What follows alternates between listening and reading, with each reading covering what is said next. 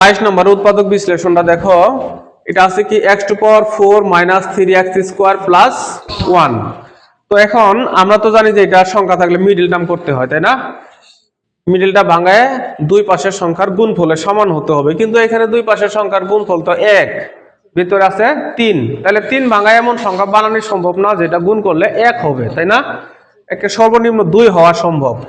তাহলে যখনই middle term করা যায় না তখনই এটা আমাদের সূত্র প্রয়োগ করতে হবে, 3x স্কয়ার প্লাস 1।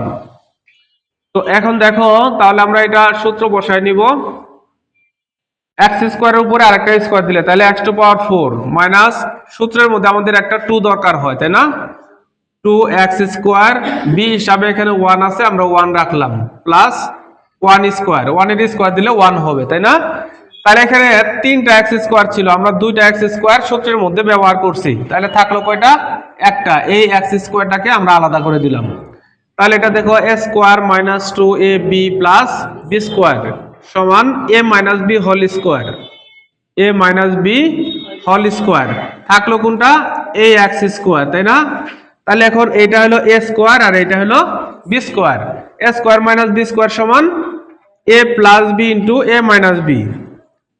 a এটা হলো a প্লাস x হলো b, a plus b into a মাইনাস b। তো এখন আমরা এটা কি করব? এদের সূচক অনুযায়ী বা ক্ষমতা অনুযায়ী সাজায় লিখব।